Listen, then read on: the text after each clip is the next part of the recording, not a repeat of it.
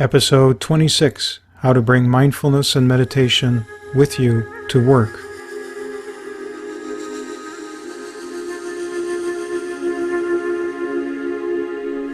Where meditation meets daily life, this is the Meditation Freedom Podcast. Welcome to the Meditation Freedom Podcast. My name is Siko Road, and it's my pleasure to be your host. And today's episode is going to be about meditation and work, and how you can bring meditation or mini meditations into your workplace and also sustain mindfulness throughout your day. I actually created a post about this a few months ago for a business website, and the folks really liked it. And so I thought, well, why don't I make a podcast episode about that? Hopefully this will be interesting to you, and of course let me know in the comments for the episode. And I also want to point out that you can incorporate mindfulness and mini meditations without affecting your work in a negative way. In fact, it'll be a positive way that'll impact your work, as well as your creativity and your general sense of well-being. So I hope this will be very helpful for you. And the other thing I'll make sure as well during this podcast episode is to show you that this doesn't have to be weird or, like you have to walk in slow motion or something. That's a nice technique to walk slowly, but that's not required in order to be mindful. You can walk fast and still be mindful, although it does really help to slow down. We do have very hurried lives, and slowing down helps you really see reality much more deeply and also be much more connected with the present moment and the now. So let's get right into it. The first thing that a lot of folks will say is when we talk about meditation at work or in your daily life is they'll say, well, I have no time for that. And I want to dispel that a little bit in this episode. The first thing people think about meditation, when they think of meditation, is long chunks of time, like half an hour sitting down or 45 minutes or maybe even an hour. And of course, those are wonderful meditations, but it doesn't have to be that way.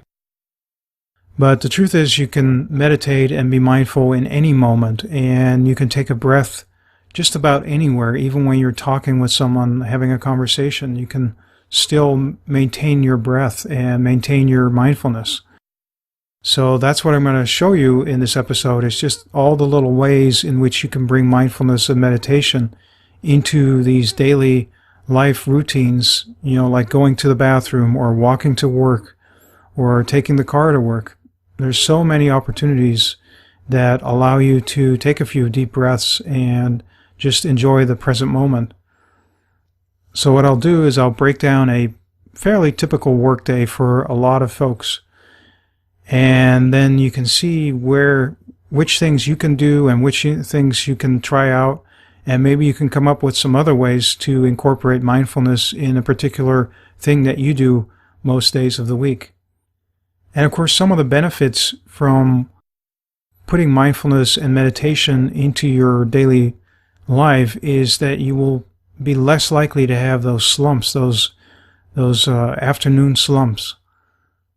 And you'll be just more awake for what's going on, and you're less likely to multitask, more able to focus and do chunks of time where you're getting stuff done. And in general, you'll just have a greater sense of well-being. And there are lots of little transitions within a workday that'll give you opportunities to do a short breathing meditation or take a few seconds to pause. So each of those transitions are opportunities for a mini meditation, if you want to call it that way, or a moment of mindfulness. And now the good part, of course, is that you don't have to take my word for it. You can try it out and practice it, and then verify it with your own experience and see whether this is something that is indeed giving you a better sense of well-being. So let's start by doing a small mini meditation just so you can get a sense of what I'm talking about and how you can maybe start to see how you can incorporate that into your daily life, into your daily work routines. So let's try a small mini meditation. If you're sitting down right now or standing even, or even walking, give this a shot and see if this will work for you. So let's say you're sitting in your office, you're sitting in your chair, or maybe even you're sitting in your car. What you want to do is straighten your back, and this will help keep you awake and also help put your body into an upright alignment. So try to straighten your back if possible, and then with your head and ears in alignment with the rest of your body. So it's not slumping forward, it's just sitting up straight. And then you want to put your feet on the ground and just put them straight, flat. Put your feet flat on the ground so you can have full contact with the ground and feel your feet on the ground. Take a moment to notice that connection of your feet on the ground. And then go ahead and lay your hands on your lap. Just let them totally relax. Let the shoulders relax, because if you're oftentimes when you're typing, your shoulders could get tightened a little bit, and you may be artificially raising your hands and your arms and then tightening your shoulders. So let those all sit on your lap so you can totally relax those arms too.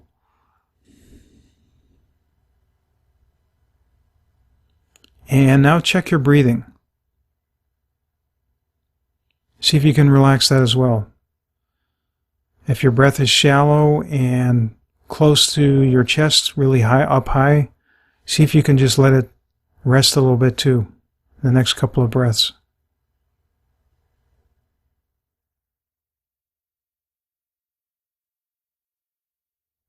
Now, if your computer screen is on, you may want to just close your eyes. And otherwise, you could also turn off your screen for a few moments for the duration of your mini meditation. So just close your eyes and totally relax.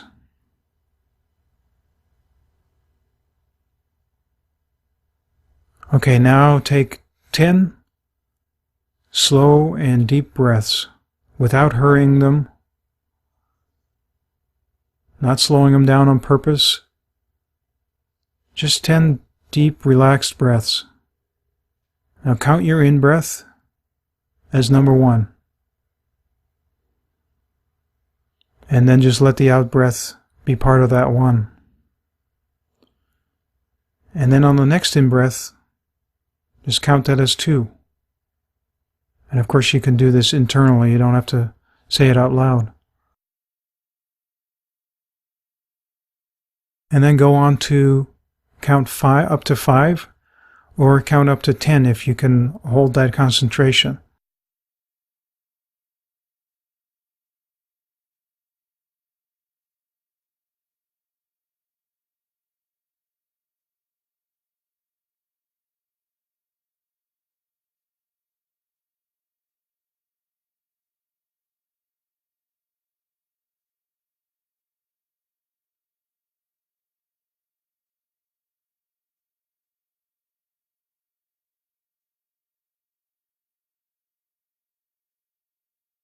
And then once you've counted up to 5, you can do another 5 or another 10 if you have another minute to do that.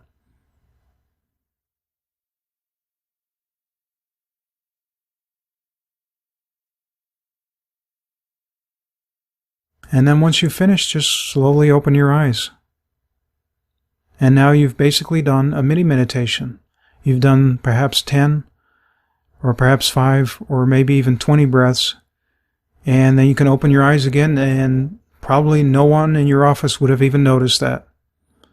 So it's no big deal. It's very subtle, and you can do that maybe once every half hour, once every hour, and you could actually get some nourishment from that, and some relaxation, and some well-being. And I hope you notice that. And then you can see how if you did that consistently, every hour, every half hour or so, how that could start to influence your day and make you a little more relaxed. And it only takes a minute, but it has a big influence on your well-being. So I hope you enjoyed that. Let's break down a day and see how you can incorporate that. So let's say you're going to work. Well, some of you may be using a bicycle, some folks may be using a car, others may be using the subway, or even walking to work. Each of these modes of transportation provide a small opportunity for you to do a meditation, a mini meditation, or at least take a few breaths and just enjoy wherever you are at that moment. It'll never be the same. You can never walk in the same subway twice or the same path twice. Everything will be different the next time you walk there. So there's always new things to notice and fresh ways of looking at it. For instance, I'll focus on the car, and let's do a car meditation. So imagine yourself, you get up and leave your house or your apartment, and you walk to your car, and then you slowly get into your car, and you're mindful of sitting down. Maybe just take a few breaths and close your eyes.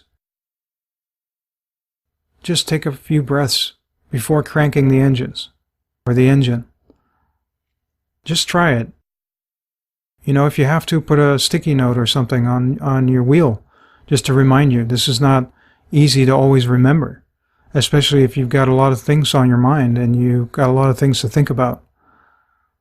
But by doing this, you'll be much more intentional and much more awake for the drive, so it'll also keep you safer. And it's good to be awake on the road. So now you're in the car and you're driving, and you may run into a stoplight, or maybe you're listening to the radio and a commercial comes on. Well, this is a great opportunity. Maybe turn off the radio for a minute while the commercials are playing, or the pause button on your MP3 player. Just take a few breaths. Do the same technique that I showed you a little bit earlier. Take those 5 or 10 breaths, and in this case you wouldn't be able to close your eyes most likely unless you're in front of a stoplight and you're just going to take 3 or 4 breaths. Maybe keep your eyes half open while you're waiting in front of the light. Have those 5 breaths. So you may as well enjoy it. And the same thing with traffic jams. Maybe once in a while stop the radio and take another mini meditation break. And so this is a way where these potentially frustrating traffic jams and things like that can be a little less frustrating and can offer you an opportunity to do a mini meditation.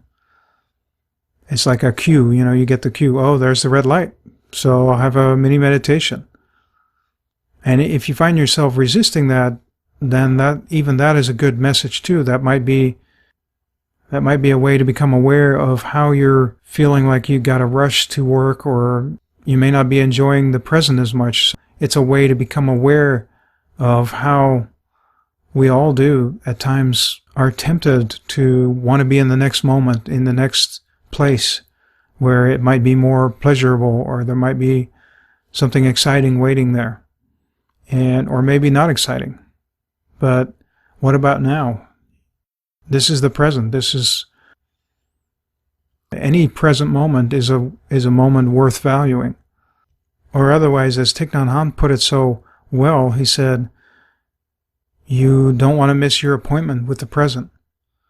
That's right here, right now. That's your appointment. That's all of us. That's where we want to be, is the present. So this is something you can do in the car. And then when you close your car, you can again be mindful of closing your car so that maybe your valuables are all stowed away, and it's a way to not just take a breath, but also be mindful of, do you have everything you need? So it's a way to become aware of forgetfulness too, and to minimize that.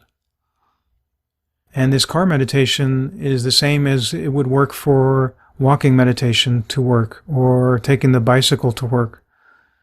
Taking that little break before you get on the bicycle is very important, because you're very vulnerable on a bicycle, and somebody hits you and pretty soon you have enormous amounts of broken bones. So a very important thing to stand still for a moment and pause and reflect on how important it is to be present, so that you minimize the chance of a accident.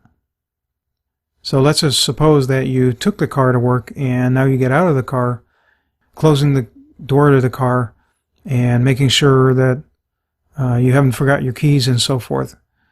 And so now you have an opportunity, as you're walking towards your office building or wherever you work, to then become aware of whenever you open the door, to realize, oh, I'm heading into work, and this is where I spend a majority of my life, and it's an opportunity to stand still or maybe pause for a moment. It provides your income, and perhaps it provides for your family. That can never hurt, to become aware of that and take a moment to reflect on that. And another thing to become aware of is also that, how fast are we walking? Do we have to walk really fast? In the past decade or a couple decades, the average person is walking faster, and they've done studies in cities that have seen that people walk faster. They feel more hurried. So maybe it's good to slow down a little bit once in a while, or at least become aware of that, do you really need to walk super fast? Because the faster you walk, the more you miss out on. There might be birds chirping, but also cabs honking, or jackhammers, or fans that are blowing above your heads in the ceilings. Just hearing, if you're just in the present, those can be quite enjoyable, just to listen to all these sounds. So then also notice, as your feet walk, when they touch the pavement. Just be aware of that. Just notice how each step is totally unique, just like each of your breaths is totally unique. And so no moment is repeatable. And you may also notice that in certain places, as you walk through a city, your breath may be different. You may be more hurried because somebody's waiting for you to get across the boardwalk, or maybe there's a lot of people behind you. And so that's another good thing to become aware of, is how your breath changes based on the level of stress perhaps you're under. And if your breathing is tense and shallow, maybe that's a good opportunity to then consciously let your breath sink and be a little more relaxed, maybe slow down slightly. That's a great way to counteract the hurriedness. And then you'll notice that over time, it'll start slowing down and get more relaxed in different situations. And this is a lifelong practice. You're going to have times in your life where your breath may be more tense and maybe less tense a month later, or 10 months later, or a year later. So then you open your office and you walk towards your chair perhaps, or maybe you're doing standing, which is a great idea because our sedentary sitting is lowering our life expectancy. It could be harmful for our well-being as well. Either way, if you sit down to get in your office chair, this might be a good time to also take a few breaths.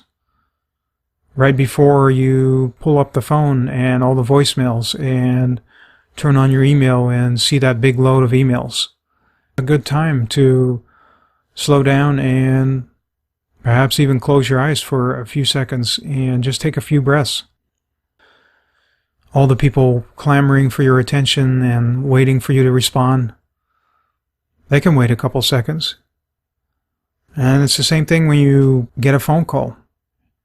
You don't have to respond the same second. Like you may want to take 1 or 2 seconds and let the phone ring just one more time. And that way you can slow down and be totally present and available for the person on the other line. And these are just some ideas you can try out. Some of it may not work for you. And maybe there's something else that you can come up with and that works better for you. But I bet you if you have a lot of fires at your workplace, that taking a few moments here and there to take a breather will help make those fires a little less daunting, and you'll feel more resilience. And so when you sit down in your office chair, this is a good time to check your posture and make sure that your shoulders are going to be relaxed and your hands are relaxed so that you reduce the inflammation or repetitive strain on your body. Have less tight shoulders so you don't need massages as much. And that's also a reason why I would recommend you use a meditation timer of some kind so that you can take breaks and actually get up from your office space and give your hands and your wrists and so forth and your neck and shoulders a chance to stretch and relax a little bit so that you're less likely to get repetitive strain injuries. In terms of the meditation timers and clocks that you could use, I'll post those on the show notes, and then you can just look at that and see if any of those might work for you. And I use various methods. I have an app that I use for having a bell rung every half hour or every hour, depending on the day and the need.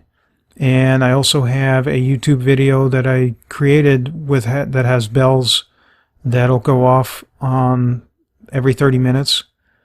You could also just use a simple kitchen timer. Just set it for 30 minutes or however many minutes you want to do a chunk of work. And then when that thing goes off, it'll be your cue to just get up and turn it off. And that's a nice feature. If you have to turn it off in order to get it to stop ringing, that's even better, because that way you're forced to get up and you can't just ignore it. You may want to experiment with that and see what gets you up and what gets you to take a mini meditation. And I would go for that and use whatever does the trick for you. But you can go to meditationfreedom.com/26 and look at some of the meditation timers that I have on my website and see if you like any of those. But the trick, of course, is that you don't want to end up starting to ignore these meditation timers. So if you notice you're starting to ignore them, then it could just mean that you've set it to go off too frequently. Maybe every 15 minutes doesn't work for you, and you might be more likely and inclined to get up if you set it for every 45 minutes. So that's, again, you're going to have to experiment with that and see what actually gets you up or gets you to take a mini meditation, and then go do that, use that time interval.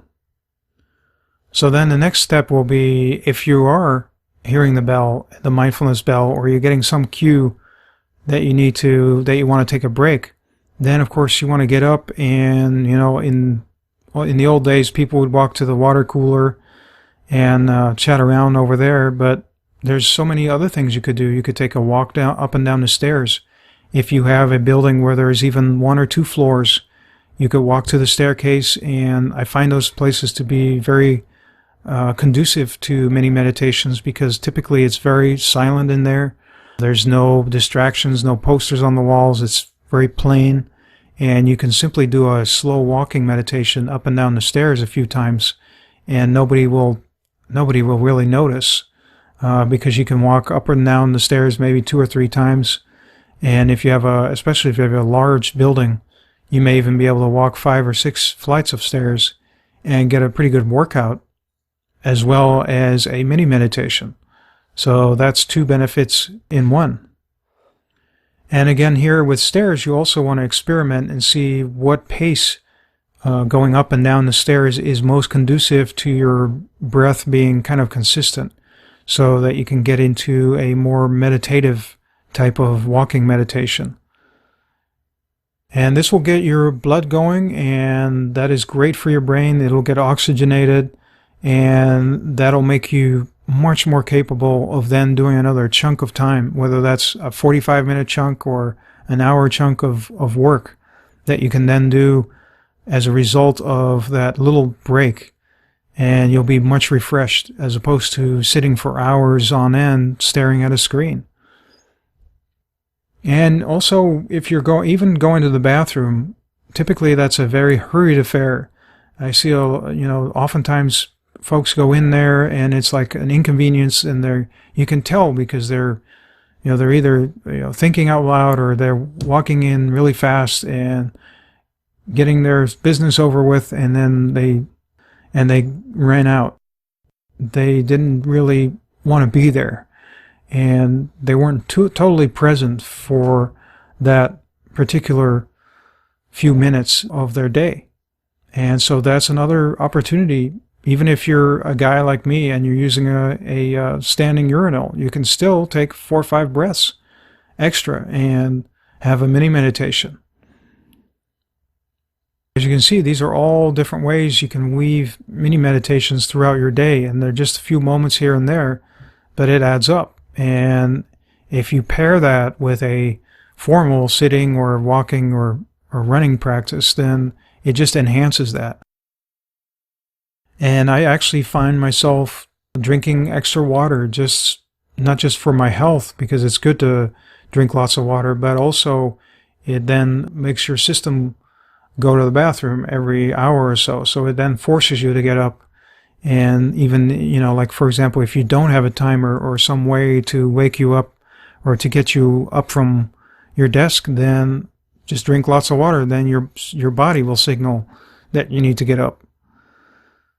And I also think that if you go to a lot of meetings, that might be another opportunity while you're waiting for the meeting to start to take a minute and just take care of your breathing. Because oftentimes that is lost time in a way. You're sitting there waiting for the meeting to start, or maybe you're waiting for some colleagues to show up. So that's just another opportunity where you can take a minute of meditation, a mini break. Now, lunchtime, of course, is a great time to also take a small mini meditation right before you eat.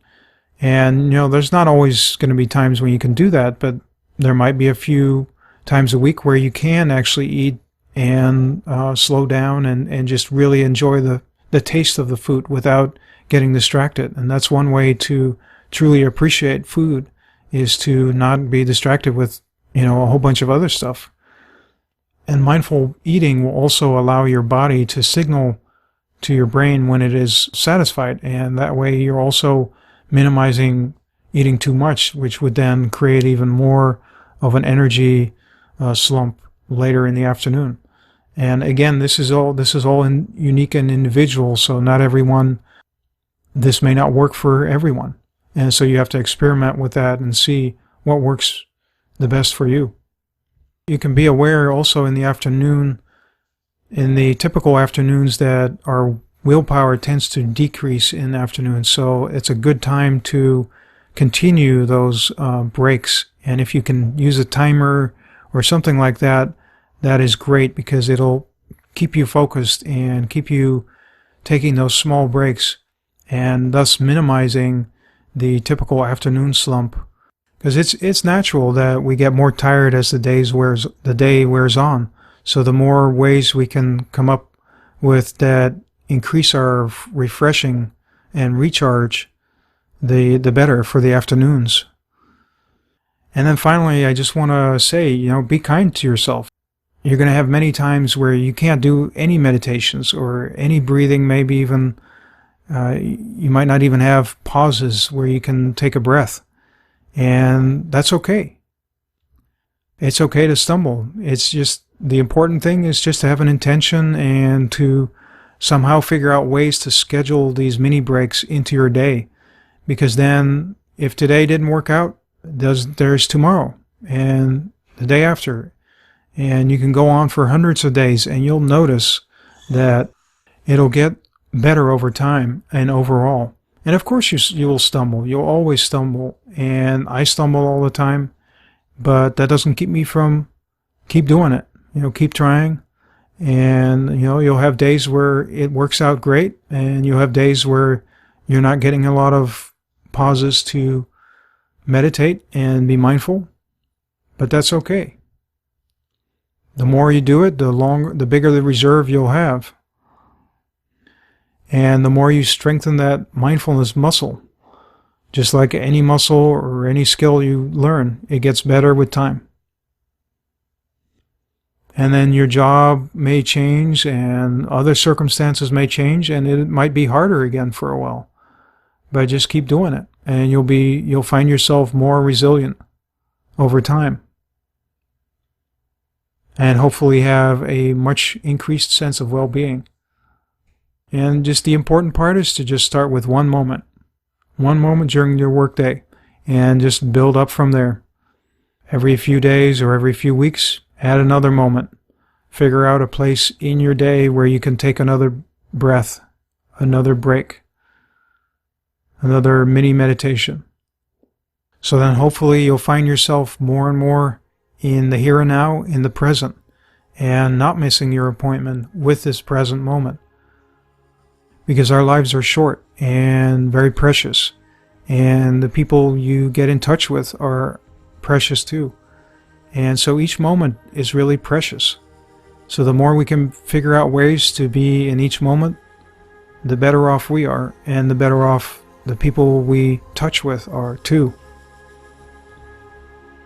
So that's it, and I hope you got something out of it.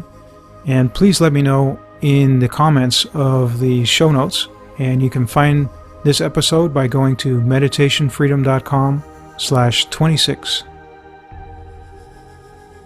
Well, I hope you enjoyed this, and I hope by next week I'll have another guest who will be talking about research, mindfulness research, and meditation research findings, and hopefully that'll be an interesting conversation.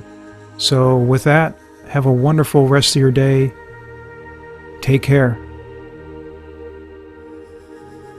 Thank you so much for joining us on the Meditation Freedom Podcast, where meditation meets daily life.